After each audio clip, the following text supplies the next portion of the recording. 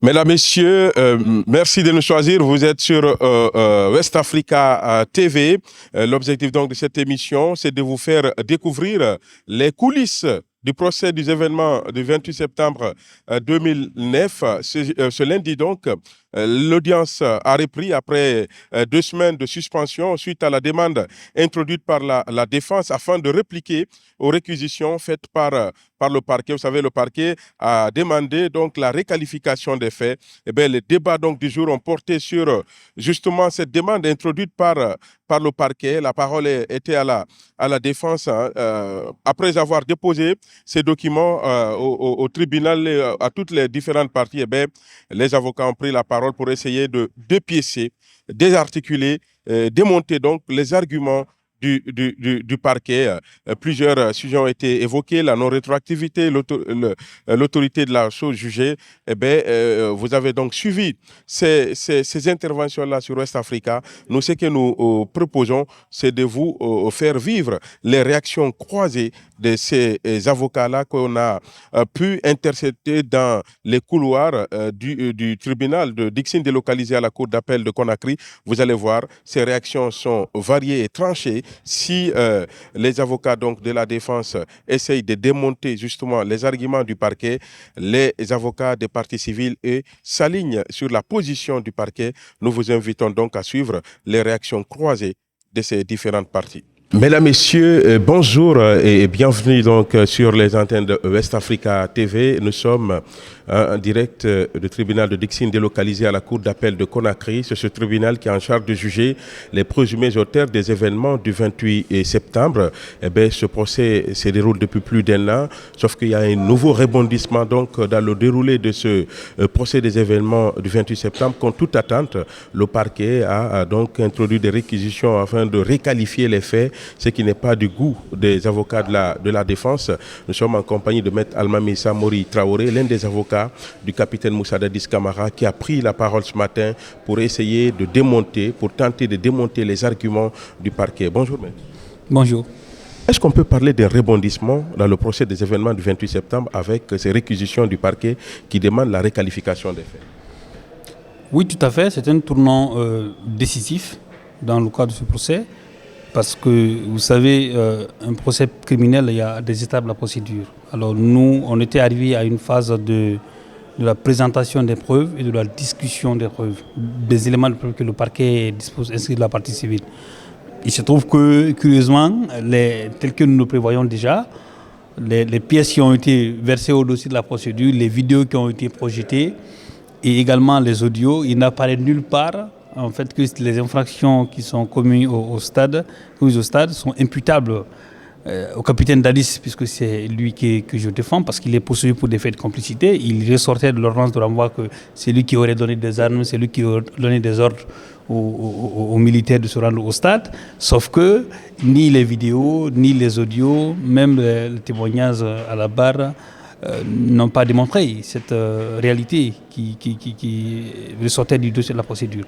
Alors, face à cette insuffisance d'éléments probants pouvant accabler le capitaine Dadis, et puisque le parquet est dans la volonté à tout prix de coller un procès au président Dadis, de lui trouver des infractions pour lesquelles il n'est pas responsable, on veut à tout prix l'abattre. On trouve un moyen de ressortir un élément parlant de la réqualification des faits.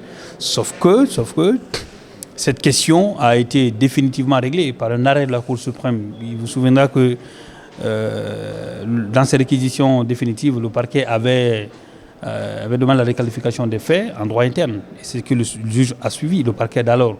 Maintenant, le parti civil n'était pas d'accord. Donc ils ont fait appel, ils n'ont pas réussi, et également ils ont fait un pourvoi en cassation. La Cour suprême a dit que nos clients, capitaine Dadis et ses co-accusés, doivent être jugés sur la base du code pénal guinéen. Donc ça veut dire qu'il y a un arrêt de la Cour suprême qui est rendu, et lorsque la Cour suprême se prononce sur une question, la décision là, ou le fait là, acquiert l'autorité de la chose jugée irrévocable. C'est un principe en droit qui prévoit qu'un fait qui a été déjà jugé et contre lequel il n'y a aucune décision, aucun recours possible et qu'on ne peut pas revenir là-dessus. Donc c'est ce qu'on essaie de démontrer, la question de la sécurité en fait juridique. Ce que nous défendons ici, ce n'est pas que le capitaine Dadis en fait. On défend pour tout justiciable parce qu'on dit que le droit pénal de fond est fait contre le délinquant. Des infractions, meurtres, assassinats, ça c'est contre les délinquants. Mais les lois pénales de forme, les lois de procédure, de protection des droits de l'homme et autres sont faites pour tous les citoyens. Donc nous voulons que le tribunal restaure cette sécurité juridique qui a déjà été confirmée par la juridiction suprême. Ça c'est le premier aspect. Le deuxième aspect, c'est que nous avons rappelé le fait que c'est vrai que la Guinée était membre du statut de Rome, parce qu'on a ratifié depuis 2000, mais il se trouve que le code pénal guinéen n'était pas encore adapté à la législation, à cette législation. Donc les infractions de crimes contre l'humanité, de crimes de guerre et crimes de génocide n'étaient pas prévues dans le code pénal au moment de la commission de ces infractions-là. Donc dans les réquisitions du parquet, le parquet a visé les dispositions du code pénal de 2016. Et en 2016, les faits étaient déjà commis. Donc le parquet demande une rétroactivité de ces dispositions-là aux faits qui se sont produits antérieurement à son entrée en vigueur. Donc ce sont ces deux principes fondamentaux du droit pénal, l'autorité de la chose jugée et le principe de la légalité des délits et des peines. C'est ce que nous avons relevé et nous souhaitons que le tribunal aille dans ce sens-là pour ne pas créer un précédent dangereux. Alors, cette autre question, qu'est-ce que cela va changer? La réqualification des faits contre l'humanité, qu'est-ce que cela va changer? Non, la réqualification des faits, si le tribunal accède, pas extraordinaire, nous ne le souhaitons pas du tout parce que ce n'est pas conforme au droit, mais si le tribunal procède à la réqualification des faits, ça veut dire que les débats vont reprendre sur ces nouvelles qualifications. Parce que nos clients, chacun va être en fait interrogé sur cette nouvelle qualification et ça va être un autre tournant du procès et bien entendu les éléments constitutifs de ces infractions-là ne sont pas mathématiquement les mêmes que les infractions actuellement pour lesquelles nos clients sont poursuivis. Donc le parquet, en désespoir en fait, de cause, étant dépourvu de tout élément de preuve pour étayer ses arguments relativement aux infractions pour lesquelles nos clients sont poursuivis actuellement, a surpris tout le monde. Bon, le tribunal n'était pas surpris parce que déjà ils étaient dans cette lancée-là. C'est lancé dans cette histoire de qualification qui n'est pas du tout conforme au droit. Mais pour le moment, votre client, puisqu'il s'agit de lui, le capitaine Moussa Dadis Camara, est poursuivi pour complicité entre autres. Est-ce que cela veut dire qu'au cas où le tribunal accepterait de réqualifier les faits, on parlera désormais de responsabilité de commandement? Est-ce que ce n'est pas ce qui vous fait peur? Non, c'est pas ce qui nous fait peur. Actuellement, en fait, il y a des éléments du dossier. Quelle que soit la qualification que le tribunal va retenir, nous avons des arguments juridiques pour défendre notre client. Les faits ont été discutés à la barre devant tout le monde. Je vous donne un exemple. Il n'y a pas quelques années que le président Gbagbo, par exemple, a été poursuivi sur les mêmes faits. Responsabilité de commandement. Du simple fait, il était chef d'État. Ou qu'il était à l'époque commandant en chef des forces armées. C'est la même chose que le président Dadis. Donc ça ne nous inquiète pas du tout. Nous voulons simplement que le droit soit restauré, que la souveraineté juridique et judiciaire de notre pays soit respectée et qu'on ne crée pas un précédent dangereux qu'une juridiction d'instance va à l'encontre d'un arrêt qui a été rendu par la Cour suprême. C'est tout. Et dans votre grand oral, vous avez aussi averti, c'est comme si le tribunal venait à réqualifier les faits, on pourrait rentrer dans une saga judiciaire, c'est-à-dire vous pourrez saisir la Cour d'appel, la Cour suprême, c'est ça? C'est que la procédure risque de tanguer. On avisera. Mais s'il y a une réqualification, nous ne serons pas d'accord et nous allons user de tous les moyens de droit dont nous disposons pour préserver les intérêts supérieurs de notre client. Le capitaine, il est serein? Absolument serein. Il est absolument serein. Il n'a rien fait. Ah, il n'a rien fait? Il n'a absolument rien fait. Les débats l'ont démontré. Et puisque le parquet a compris que sur la base des infractions actuelles qu'on le poursuit, il n'y a rien.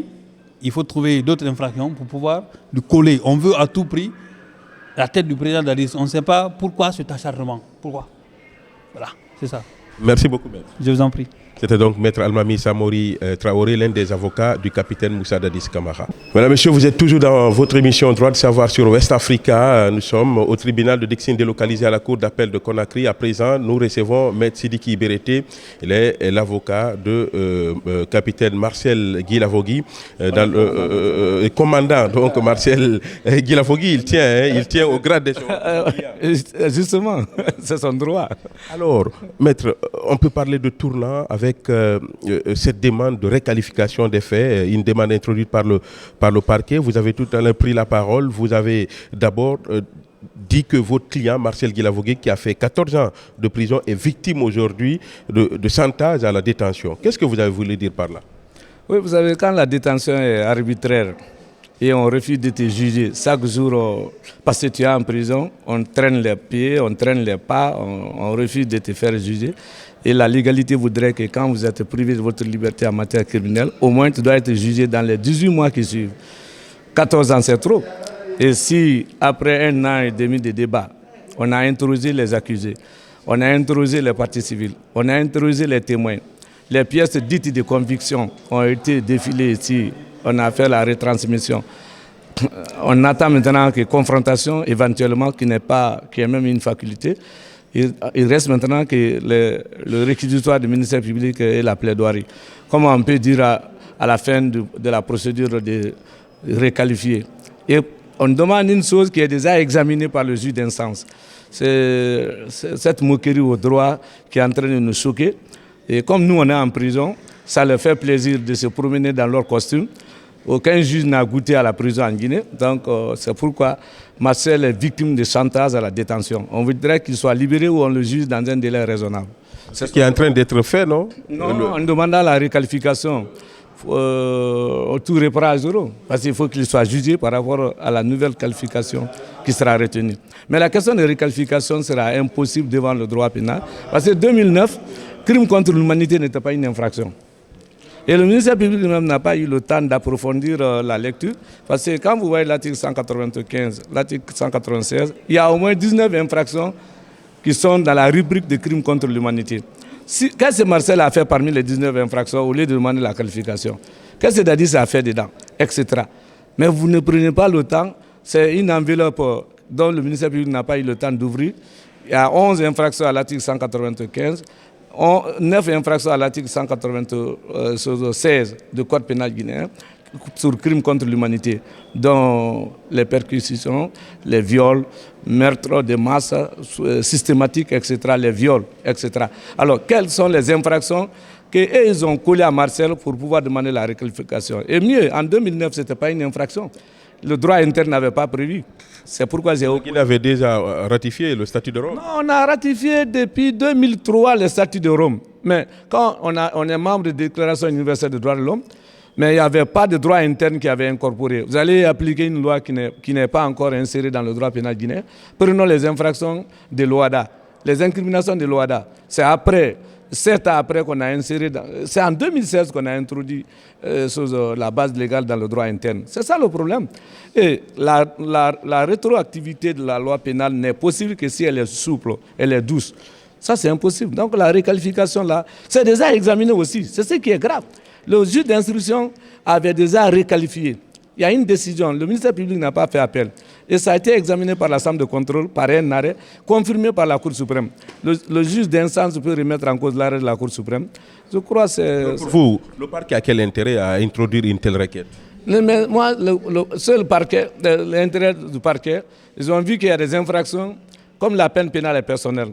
Quand on va dans l'ordre du commandement de l'hiérarchie supérieure, on peut atteindre d'autres qu'on veut, donc forcément, dans les détails près du droit interne, on ne peut pas les atteindre. Et mieux, quand le juge ordonne la réqualification, en 2009, il n'y avait pas de droit interne. Ça veut dire que le tribunal est automatiquement dessaisi. Il faut être devant la CPI. Et pour être devant la CPI, il faut être de mauvaise foi où l'État refuse de juger. Mais la Guinée est un État souverain, on est en train de les juger. Les accusés sont en détention. Un ancien président de la République, même de la transition, est en détention. Est-ce que la Guinée n'a pas fourni des efforts? Nous, on n'a pas de souveraineté. Si je comprends bien, au cas où le tribunal réqualifierait les faits, les conséquences seront lourdes. Mais ça sera lourd parce que est-ce que le tribunal peut appliquer les statuts de Rome? En 2009, les statuts de Rome n'étaient pas encore appliqués. Seule la Cour pénale internationale a la compétence d'appliquer les statuts de Rome en 2009. Le droit guinéen ne pouvait pas. Alors si on rentre dans ça, la partie civile peut dire dans ces cas, comme vous ne pouvez pas appliquer le statut de Rome pour les faits de 2009, il faut envoyer à la CPI. Ça, c'est possible. Et ça veut dire que M. Brahmaseur Tungara, je ne prononce pas son nom, qu'il m'en excuse, que la composition criminelle là est automatiquement disqualifiée et automatiquement la composition là est incompétente d'examiner. Il ne faut pas rentrer dans ça et mieux. Moi, je suis convaincu que le juge ne va pas tomber dans ça. Puisque vous parlez, dans votre grand oral, vous avez parlé aussi de piège. Vous demandez au tribunal de ne pas tomber dans ce piège. Vous parlez de quel piège, maître? C'est ce piège de se dessaisir automatiquement et intelligemment. Parce que s'il dit que je vais faire valoir le statut de Rome, et c'est en 2009, le droit interne avait consacré. Non. Si le droit interne n'a pas consacré, seule la Cour pénale internationale peut examiner. Ça veut dire qu'il faut envoyer là où, au moment des faits, la juridiction compétente, c'est la Cour pénale internationale. Alors, à partir du moment où le droit interne a requalifié en assassinat, en meurtre, viol, etc., qui sont des incriminations de droit interne, et il y a même ce qui est impossible aussi, il y a réciprocité d'incrimination pour qu'on puisse appliquer l'ancienne loi ou la nouvelle loi, il faut que l'incrimination soit de part d'autres. C'est-à-dire l'assassinat est prévu par l'ancien code, l'assassinat est prévu par le nouveau code. Donc il y a réciprocité d'incrimination. Mais le crime contre l'humanité, crime de génocide, crime de guerre n'était pas prévu par la loi de 2009. Donc on ne peut pas faire réciprocité parce qu'il n'y avait pas d'incrimination réciproque. Bon, je crois le ministère public est trop, je ne sais pas, ils ont autre idée derrière la tête sans le droit. Et c'est grave. Merci beaucoup. Je vous en prie. Les débats du jour portent sur la demande de réqualification des faits, une requête introduite par le parquet. Les débats donc se sont poursuivis ce matin. Nous sommes en compagnie de Maître Abdoulaye Keïta, l'un des avocats du colonel Moussa Kegboro Kamara. Bonjour, Maître. Oui, bonjour. D'abord, qu'est-ce que vous demandez aujourd'hui? Bon, nous demandons aujourd'hui d'abord, en toute première position, la libération du colonel Moussa Kegboro Kamara. Parce que les infractions articulées contre le colonel Moussa Kegboro Kamara tombent automatiquement. Et c'est pourquoi d'ailleurs, quand nous allons prendre la parole tout à l'heure, nous avons demandé sa mise en liberté. Parce que ces infractions articulées contre lui ne peuvent plus prospérer et finalement, le parquet va tomber quand la décision sera rendue par le tribunal. Quand vous dites que vous allez tout simplement demander la libération pure et simple de votre client Moussa Kegboro, est-ce que c'est le moment? On peut demander la mise en liberté d'un client, d'un accusé à tout moment et à tout instant. Pourquoi nous demandons maintenant? Parce que tout simplement, vous avez remarqué que les infractions retenues contre Kegboro Moussa Kamara, vous l'avez vu, le parquet n'a pas pu démontrer ces infractions-là. Alors c'est pourquoi le parquet a décidé de demander ou de solliciter la réqualification de ces infractions-là en crime contre l'humanité en application de l'article 194, 195, 196, 197 et 198 du Code pénal guinéen. Et c'est ce qui ne va pas prospérer. Et en ignorant tout simplement l'article 19, l'article 20, 303, 306, 308 et 206 du Code pénal guinéen. Donc, il demande la réqualification que le tribunal ne va jamais accepter de la suivre. Donc vous êtes dans le secret du tribunal, puisque le tribunal ne s'est pas encore prononcé. Je ne suis pas dans le secret du tribunal, mais le tribunal, l'article 5 du Code pénal guinéen, le tribunal va bien lire cet article-là pour pouvoir demander ou rejeter purement et simplement la réqualification sollicitée par le parquet. Parce que, vous savez, en 2009, nous sommes en 2024, donc on ne peut plus appliquer l'article, le code pénal de 2016 en République de Guinée maintenant dans cette affaire. Est-ce que finalement, tout n'est pas parti de la projection des éléments, dits éléments de preuve, après la projection de ces images, de ces vidéos des événements du 28 septembre. Est-ce que ce n'est pas à partir de là que le parquet a décidé finalement de demander la réqualification des faits? Ça pourrait être cela parce qu'ils n'ont rien vu à travers ces images, parce que nous, on pensait qu'il allait faire sortir sur les images, nous allons voir sur les images comme quoi, si c'est Koulna Tchigour par exemple, en train de tirer sur les manifestants, en train d'administrer des coups sur les manifestants, mais nous avons vu le contraire. Le colonel Tchigour Kamara a été félicité. Le premier ministre de la République du pays aujourd'hui, M. Baouri, a été sauvé par le colonel Moussa Tchigour Kamara. Il a dit et il a répété plusieurs fois devant ce tribunal et partout où il est, dès qu'on lui pose la question, il dit c'est grâce à colonel Moussa Tchigour Kamara. Donc il a été sauvé, c'est ce que nous avons vu sur les images et c'est ce que nous avons écouté à travers des vidéos. Vous voulez nous dire que votre client Moussa Tchigour Kamara est un sauveur? C'est le mot d'ailleurs, c'est un sauveur, colonel Moussa Tchigour Kamara. Il a sauvé plusieurs acteurs, plusieurs leaders politiques le jour du 28 septembre 2009. Sauf que son nom a été beaucoup cité dans cette procédure. Oui, citer son nom un peu partout dans cette procédure, ça ne veut absolument rien dire. Il faut simplement prouver qu'il y a des infractions contre colonel Moussa Tchigour Kamara. C'est ce qu'ils n'ont pas pu prouver dans cette affaire du 28 septembre. Donc, colonel Tchigour Kamara ne se craint absolument rien, ses avocats et non plus.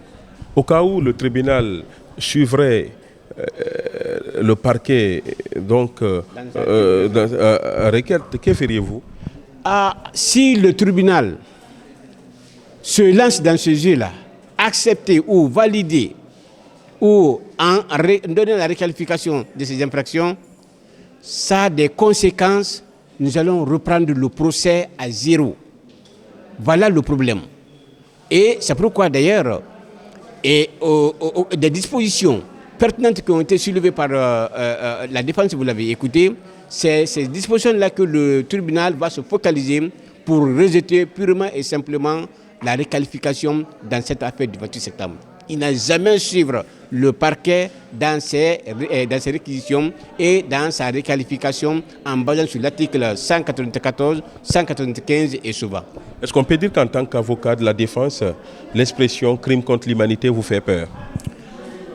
Non, ça ne fait pas peur. Nous, on n'a pas peur. La défense n'a pas peur par rapport à... L'éventuelle réqualification des faits ne trouble pas votre sommet? Ne trouble nullement pas. Nous avons écrit, nous avons déposé au tribunal. Le tribunal va prendre le soin de lire, mais en argumentant et par rapport à ces infractions que nous avons demandées et la réqualification.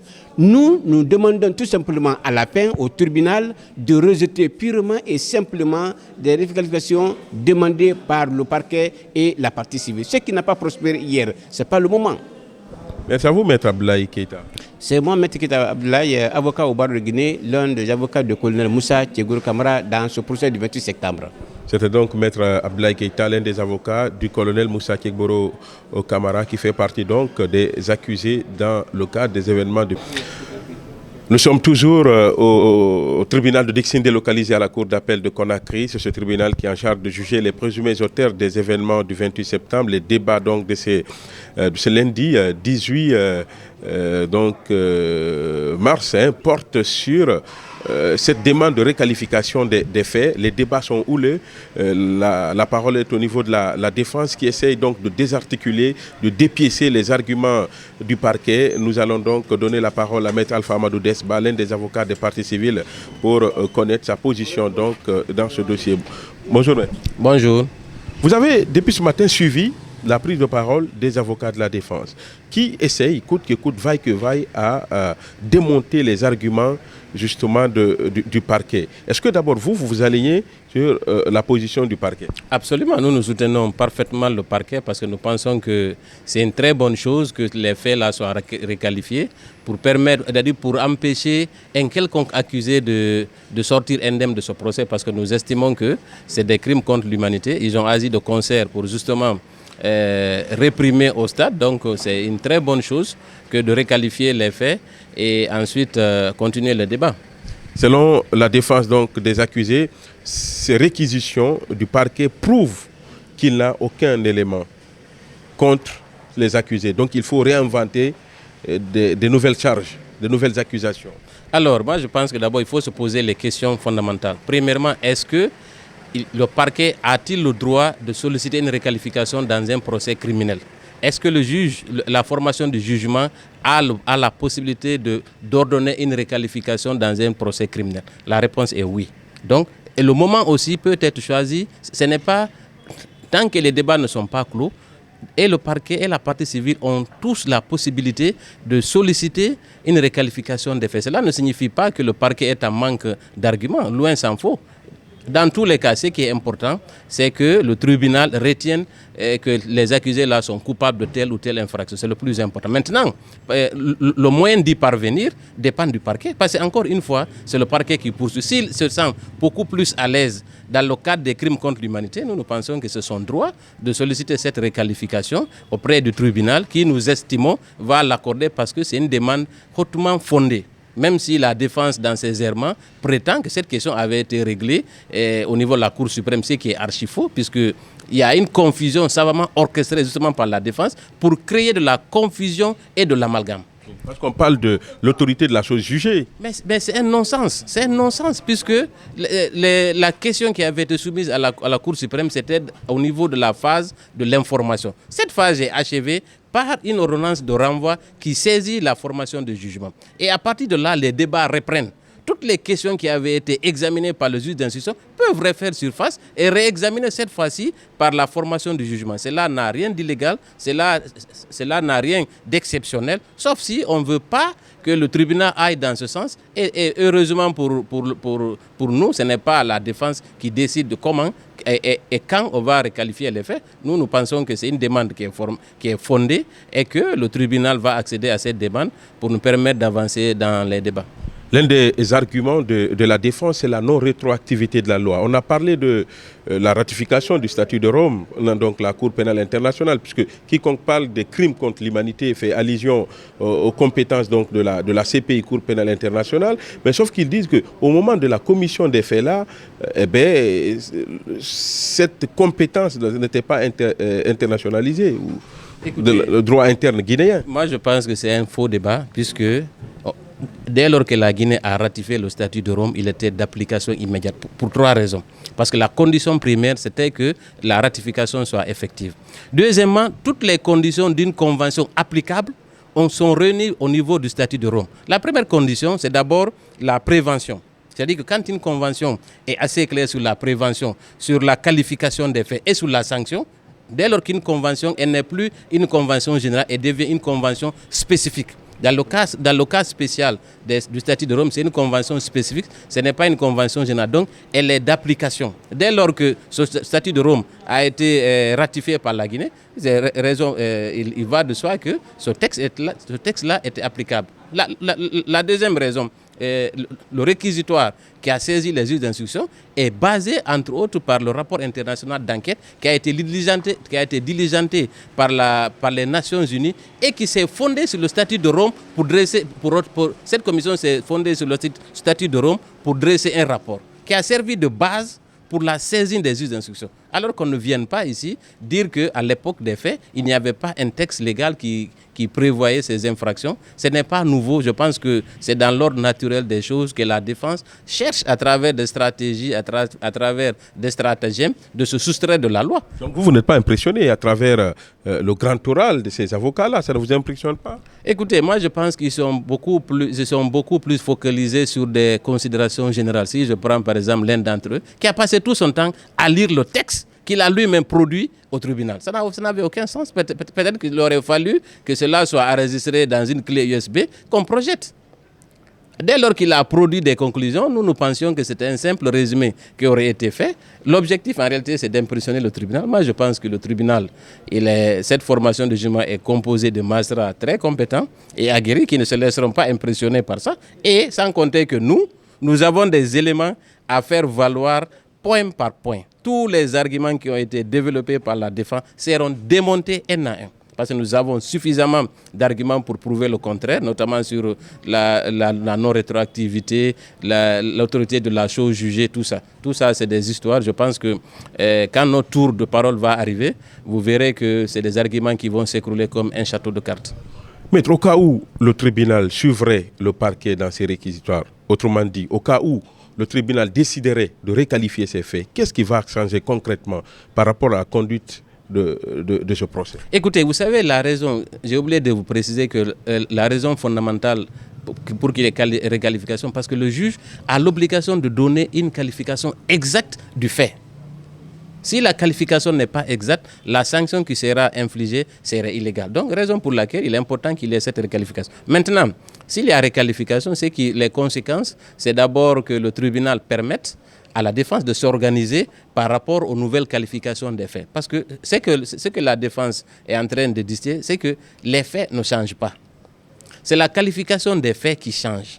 Parce que les faits, c'est des gens qui ont été tués au stade. Maintenant, la procédure par laquelle ces personnes ont été tuées, est-ce que cela aggrave telle ou telle infraction, aggrave telle ou telle peine? C'est ça la question. Sinon, les faits, il s'agit toujours des événements du 28 septembre, de la méthode employée pour pouvoir atteindre l'objectif de répression. Sinon, les choses ne changent pas. Donc, in fine, le tribunal va accorder certainement du temps si la défense le sollicite, et en ce moment pour se réorganiser, et l'interrogatoire devrait reprendre en ce qui concerne les nouvelles qualifications. Mais je ne pense pas qu'on puisse prendre autant de temps que nous avons déjà épuisé devant ce tribunal. Parce que c'est aussi une forme de chantage que la défense est en train de faire contre le tribunal, pour dire que non, on va reprendre à zéro. Ce n'est pas vrai. Je pense que le tribunal est assez mûr pour ça et que la réqualification va être ordonnée pour qu'on continue dans cette affaire. Je voudrais qu'on s'attarde sur l'argumentaire de Maître Sylla qui a dit que le juge ne s'autosaisit pas. Par rapport, voilà, s'il s'agit de s'autosaisir, c'est pour des faits ou des infractions commises lors de l'audience. Écoutez, il ne s'agit pas d'une autosaisine. Encore une fois, il ne s'agit pas de faits nouveaux. Il n'est pas saisi, il ne va pas être saisi d'autres faits. Il s'agit des mêmes faits. Mais la précision, elle est importante parce que c'est une confusion qui est en train d'être organisée au niveau de la défense. Les faits ne changent pas. C'est la qualification qui change. Par exemple, quand par exemple, le juge d'instruction, dans le cas d'une information judiciaire, renvoie un prévenu pour abus de confiance, la réqualification dans ce cas spécifique va consister pour le juge pour lui dire attention, il n'y a pas abus de confiance, mais il y a escroquerie. Mais les faits ne changent pas. C'est la qualification qui change. Donc, cela n'a rien à voir avec une nouvelle saisine. C'est les mêmes faits qui ont déjà été portés à la connaissance du juge, qui ne changent pas, qui n'évoluent pas. Mais c'est la qualification et les peines qui vont changer. Est-ce que cela ne donne pas raison à ceux qui ont estimé que cette procédure a été mal montée, mal ficelée, que l'instruction a été bâclée? On a écouté même un ancien bâtonnier qui disait qu'il ne faut pas s'étonner au cas où certains accusés seraient acquittés parce que pour lui, l'instruction a été bâclée. Est-ce que ce n'est pas ce qui rattrape aujourd'hui? Écoutez, moi je ne dirais pas que l'instruction a été bâclée, même si on aurait pu faire plus. Mais il faut se replacer dans le contexte. Au moment où cette information judiciaire était conduite par ces juges, nous n'avions pas le même environnement, nous n'avions pas les mêmes garanties, nous n'avions pas la même volonté politique des autorités. À l'époque, la plupart de ceux qui sont au box des accusés étaient encore aux affaires. Donc il a fallu un grand courage pour les juges, pour notamment convoquer par exemple Claude Pivy, qui est venu ici dans l'enceinte de cette cour d'appel avec 3 pick-up remplis de bérets rouges armés jusqu'aux dents, pour se faire interroger par les juges d'instruction qui avaient leur bureau au fond de l'autre côté. Donc, l'instruction n'est pas parfaite, c'est vrai, mais il faut rendre hommage aux juges qui ont quand même eu le courage, avec peu de moyens qu'ils avaient, avec peu de soutien qu'ils avaient, pour avoir quand même permis d'avoir 11 personnes qui sont renvoyées devant le tribunal. Même si on aurait souhaité avoir tous les responsables qui ont participé au massacre du 28 septembre, ce qui n'est pas toujours évident dans les crimes de masse. Parce qu'en général, dans les crimes de masse, c'est seulement quelques individualités qui sont retrouvées. Sinon, le plus important ici aurait été de mettre la main sur tous les exécutants. Parce que quand 109 femmes sont violées, il va de soi que ce ne sont pas seulement ceux qui sont là qui devaient être tenus pour responsables de ces viols, pour les crimes qui ont été commis au stade, pour les pillages, pour les assassinats, pour les coups et blessés, ainsi de suite. Mais nous retenons quand même qu'à travers le courage de ces juges d'instruction, nous avons aujourd'hui cette palette d'accusés qui, nous espérons, vont être tous reconnus coupables et surtout qui seront sanctionnés à la hauteur de leur forfait. La dernière question, la défense du capitaine Moussa Dadis Camara parle d'acharnement contre son client, la défense donc. La défense donc de commandant Marcel Guilavogui parle de chantage à la détention. La défense du colonel Moussa Kegoro Kamara demande la libération pure et simple de son client.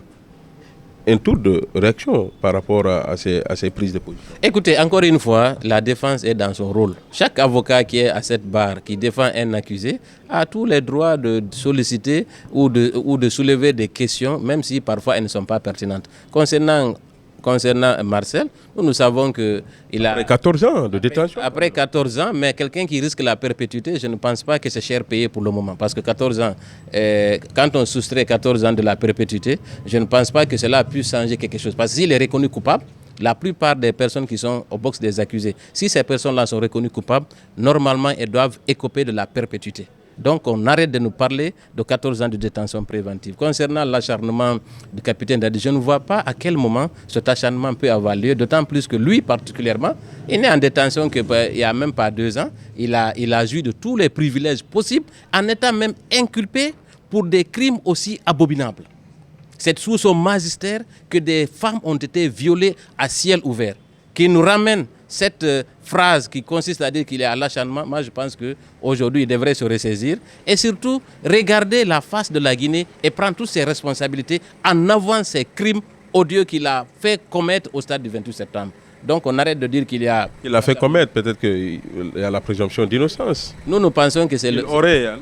Et c'est lui qui a envoyé, il a envoyé les bérets rouges au stade qui ont commis ce massacre. Sauf que le commandant Toumba lui-même a dit que ce n'est pas le capitaine qui l'a envoyé là-bas. Écoutez, nous avons récemment écouté un audio où le commandant Toumba lui-même reconnaît que c'est le capitaine Dadis qui lui a dit d'aller au stade et qu'il était à la tête d'un contingent. Nous, le moment venu... Et à la barre, c'est pas ce qu'il a dit. Vous savez, il y a... On dit l'instruction définitive, c'est à la barre. L'instruction définitive, c'est à la barre, c'est vrai, mais il y a ce que l'accusé reconnaît, il y a ce que les témoins envoient comme éléments, il y a ce que les parties civiles donnent comme information et in fine, il y a l'intime conviction du juge. Quand il y a beaucoup d'informations contradictoires concernant un seul accusé, je pense que les juges sont déjà suffisamment formés pour savoir est-ce qu'un accusé dit la vérité ou il est en train de couvrir telle ou telle personne.